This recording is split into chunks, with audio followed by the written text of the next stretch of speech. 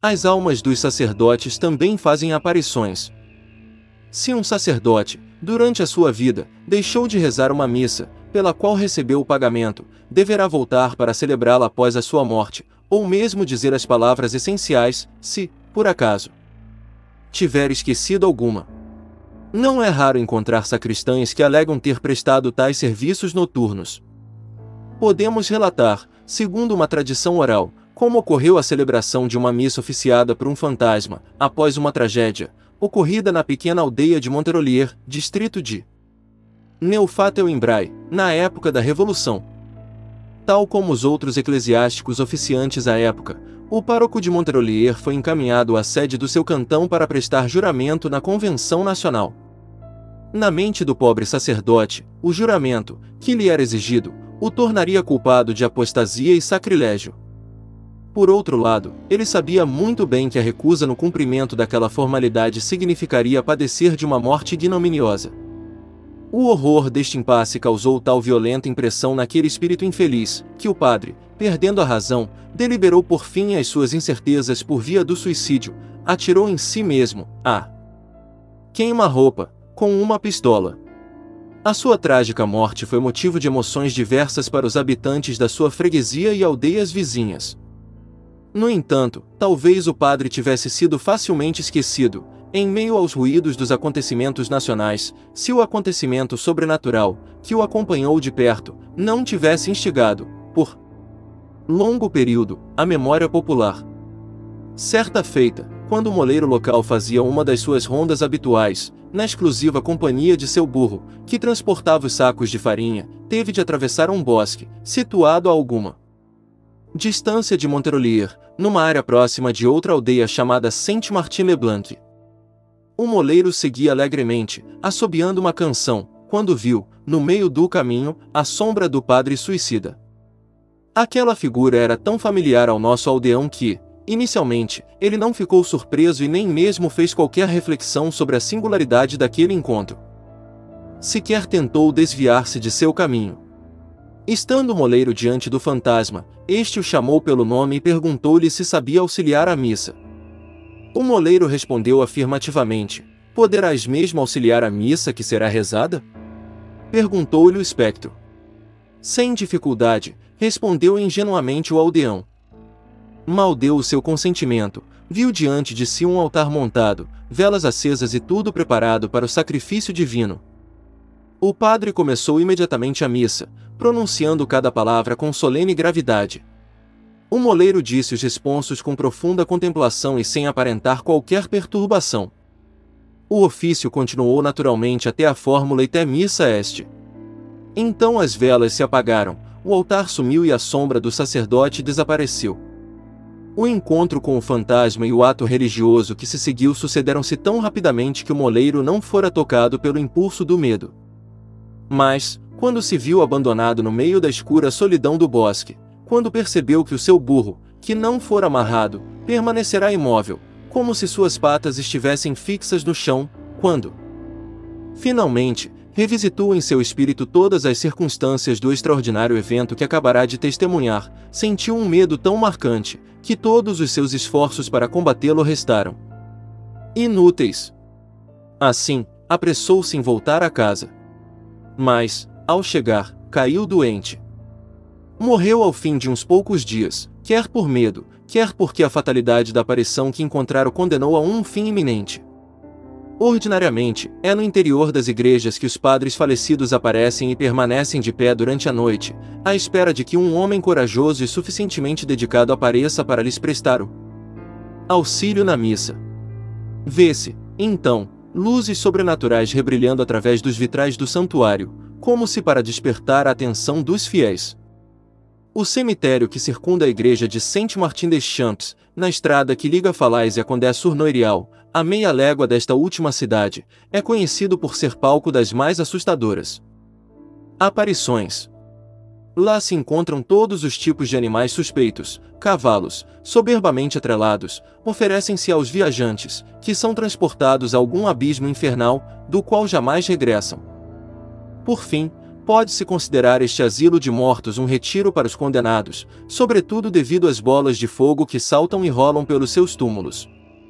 2 viajantes, quando passavam por este temido lugar, por volta da meia-noite, viram o interior da igreja todo iluminado.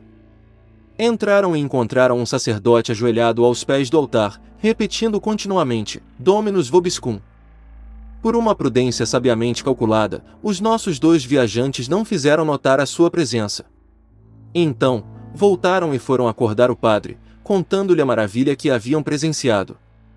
Ora, o pároco de Saint-Martin des Champs, tendo em seu sacristão um conselheiro habitual, julgou oportuno chamá-lo em seu auxílio naquela perigosa circunstância. O corajoso Malory, como se chamava o sacristão, indignado com o fato de alguém ter entrado na igreja e de dispor dos castiçais sem o seu consentimento, correu com toda a pressa ao local do vilipêndio, seguido por parte da aldeia, que já estava em alvoroço. No entanto, somente Malory se atreveu a cruzar os umbrais da igreja. Neste instante, o padre repetiu mais uma vez o interminável Dominus vobiscum. Levado pela força do hábito, o sacristão respondeu imediatamente, e cum spiritu tuo. O espectro, encontrando perto de si o homem de boa vontade que tanto esperava, iniciou a missa, que foi respondida religiosamente, até o final, por Malory. Depois do último evangelho, o padre voltou-se para a assembleia e declarou que, tendo podido, graças à intervenção oficiosa do sacristão, rezar missa que, em vida, prometera fazê-lo, não mais remanescia qualquer impedimento à sua participação na bem-aventurança celestial. Um acontecimento semelhante ocorreu em Saint-Étienne-Lallier, distrito de Pont-Audemer, há cerca de um século, e a memória do ocorrido sobrevive até hoje. Lá, as pessoas notaram que, todas as noites, a igreja de Saint-Étienne-Lallier ficava iluminada. Tal circunstância deu origem a um bom número de conjecturas. Por fim, chegou-se à conclusão de que a igreja era assombrada. Para ter-se certeza disto, um sacristão e um dos cantores da paróquia consentiram em passar a noite no local. Prometendo oferecer um relato fiel do que tinham visto, e com o escopo de tudo examinar com tranquilidade, eles montaram uma cama num biombo colocado no fundo da nave. À noite, após as orações, deitaram-se juntos e adormeceram subitamente. Porém, depois de algum tempo, o cantor acordou, pois tivera de um lúgubre sonho. A solidão e a escuridão da igreja provavelmente não o tranquilizaram, por isso, fez todos os esforços para reatar o sono. Assim, escondeu a cabeça sob o cobertor e fechou os olhos, decidido a continuar naquele estado. Dizia a si mesmo que, pelo menos, aquela descrição talvez o poupasse de algumas armadilhas. Soaram, todavia, às 11 horas, que era o momento fatal das aparições. O cantor sobressaltou-se, moveu-se e viu a igreja completamente iluminada. Mas, que maravilha! Não se viam lamparinas ou velas acesas. A luz parecia filtrar-se através das próprias paredes do edifício. Era, ademais, uma luz pálida, fria, inanimada, sem tremores ou irradiações. Nosso pobre cantor sentiu-se profundamente perturbado. Então, um tanto tranquilizado pela presença do companheiro, que continuava adormecido, ponderou que chegará o momento de acordá-lo. Afinal, não estavam juntos para partilhar as mesmas preocupações e os mesmos perigos? Chamou o dorminhoco em voz baixa, cutucando levemente com o cotovelo, não obtendo nenhuma resposta. O cantor, exasperado pelo medo e pela impaciência, puxou o companheiro para todos os lados. Deu-lhe beliscões e mordidas, enfiou-lhe um alfinete na carne. Mas de nada lhe valeu o esforço, porque aquele sono profundo persistia. Em meio a estas tentativas infrutíferas, de cabeça quente, viu que a sua razão esvaecia-se. O grito de angústia, que lhe escapou dos lábios, foi abafado pelo toque do sino da meia-noite. Então, o que ele viu? Viu uma forma corpórea, tênue e pálida como uma sombra, que permanecia no fundo do santuário, vestida com os paramentos de um padre oficiante. Aquele estranho ser se pôs em movimento. Deslizou pelo chão, quase sem tocá-lo. Iniciou uma ronda pela igreja e se aproximou do local onde deitara-se o cantor. Este sentiu um suor agônico escorrer-lhe testa abaixo, mas o fantasma continuava sua lenta caminhada, retornando à beira do altar, onde se ajoelhava por instantes. Depois, reiniciava a cíclica jornada. Sempre que o espectro se aproximava, a ansiedade do cantor intensificava-se. Parecia-lhe que fora poupado somente para ter o medo punido com redobrada crueldade. E assim pensou porque percebera que o semblante do falecido se tornava cada vez mais sisudo e ameaçador. Todavia, a mortal ansiedade chegou ao fim, a luz misteriosa desapareceu subitamente, o espectro do sacerdote dissipou-se como um leve vapor de incenso, perdendo-se nas sombras renascidas da noite. A curiosidade dos habitantes da freguesia foi mais excitada do que satisfeita pela narrativa desta estranha aventura. Insistiram os dois companheiros a que fizessem a vigília na igreja por mais uma noite. À força de orações e felicitações por sua coragem, conseguiram persuadi-los. A cena misteriosa repetiu-se exatamente como acontecerá na noite anterior. Mas, naquela noite, o sacristão teve de testemunhar a aparição, enquanto o cantor dormia despreocupadamente. Na terceira noite, foi o próprio padre quem quis fazer a prova, em vez de ir para a cama, permaneceu orando no coro. Na presença deste novo espectador, a cena mudou de aspecto. Às 11 horas não apareceu a habitual iluminação, mas um globo de fogo surgiu na igreja, percorreu o ar rapidamente e veio pousar na balaustrada que separa o coro da nave. Quis o padre colocar a mão na bola em chamas. Ela, todavia, fugiu com um silvo assustador e depois, em plena fuga, se apagou. Depois de fervorosa oração, o padre julgou prudente voltar para casa.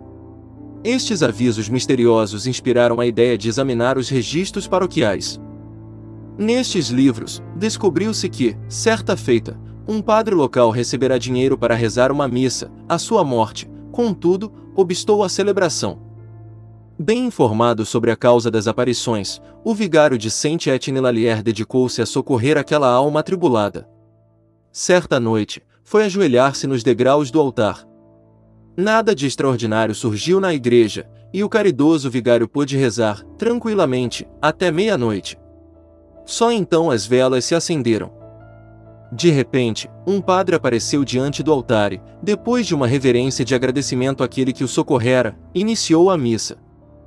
Quando pronunciou o Deu Gratias do último evangelho, as velas, então acesas, apagaram-se por si próprias, e o fantasma desapareceu para sempre. O vigário morreu naquele ano. Os pescadores de Poletais, cuja imaginação é tão ardente quanto sombria, fizeram diversas variantes desta tradição, conferindo-lhe um caráter mais dramático do que o encontrado a Loures. Depois de uma terrível tempestade, que manteve toda a vizinhança acordada durante uma parte da noite, o sacristão de Notre-Dame do Polé começava a desfrutar das delícias do primeiro sono, quando foi subitamente acordado pelo toque do sino anunciando a missa. Saltou da cama, supondo que dormira demais e que o padre havia pedido a outrem que tocasse o sino. Ao entrar na igreja, viu o padre, já no altar, e um grande número de pescadores que rezavam em piedosa contemplação. O sacristão, vislumbrando a face de alguns deles, nelas reconheceu, com indescritível terror, as de pessoas já falecidas, intuindo que naquela congregação só havia mortos. Um dos que lá estavam, por exemplo, saíra para pescar, há mais de 1 ano e meio, e nunca mais se soube dele. O cadáver de outro fora levado pelo mar, o sacristão até se lembrava de ter comparecido ao seu funeral, e assim por diante. Tomado de horror, o infeliz não conseguia falar ou se mover. Contudo, a missa continuou. Na hora da comunhão, o sacerdote tentou erguer a hóstia até os lábios, mas ela escapou por entre os dedos. Então, soltou um grito de angústia assustador, repetido por todos os presentes. Depois, voltando-se para o sacristão, disse: "Meu pobre Pierre, meu pobre Pierre. Não me reconheces? Sou Regnaldi, cujo barco, na semana da Páscoa, naufragou no rochedo de Aile. Eu havia prometido uma missa em honra de Nossa Senhora, mas esqueci-me de meu voto.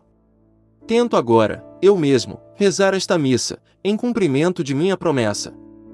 Mas, toda vez que tento comungar, a hóstia escapa-me dos lábios e sinto um inferno a arder em meu peito. Ó, mestre Pierre, sofro todas as torturas dos condenados. Dize ao meu filho, rogo-te, que nunca se esqueça das missas que tiver prometido a Nossa Senhora." há 20 anos, em Barneville, departamento de Eure, um pedreiro, enquanto fazia os alicerces de uma fornalha de tijolos, encontrou, segundo dizem, um baú cheio de preciosidades, além de um caldeirão repleto de moedas de ouro. Após esta descoberta, o pedreiro foi acometido de uma febre causada pelo medo, assente a ideia de que, ao apoderar-se do tesouro, tornará-se presa do diabo. Em poucos dias, o pobre aldeão foi levado ao sepulcro, e os seus conterrâneos, como ele profundamente afeito aos preconceitos supersticiosos, não deixaram de dar uma explicação quimérica para a sua morte. A tradição anunciava, dizia-se, a existência de um tesouro escondido no território da comuna de Barneville. 13 jovens daquela aldeia, reunidos, avaliavam um meio de obter, com a ajuda do diabo, aquele tesouro. Os jovens, então, planejaram uma missa rezada ao contrário. Inacreditavelmente, um padre não teve receio de emprestar seu ministério àquele culto sacrílego. Mas, no momento solene da consagração, a ira do céu manifestou-se num marcante sinal, uma nuvem de moscas desceu sobre o altar, envolvendo o sacerdote, que ficou, por alguns momentos, escondido do olhar dos presentes. Aquele foi um aviso milagroso, provavelmente destinado a fazer com que os culpados tomassem consciência de tal vilipêndio. No entanto, eles não levaram o aviso em conta. A rigor, consideraram que tais ameaçadores prodígios eram uma garantia da aliança com Satanás, e consequentemente, do êxito daquela aventura. Ao final da missa, enfiaram 12 bolas vermelhas e uma preta numa urna, e se prepararam para o sorteio. Aquele que tirasse a bola preta teria que se dedicar ao demônio para apoderar-se do tesouro, a ser compartilhado com os camaradas. Este pacto explica suficientemente como descobriam o tesouro e como o autor do achado morreu, pouco depois, devido às torturas que lhe foram infligidas pelo demônio, impaciente por apoderar-se da sua presa.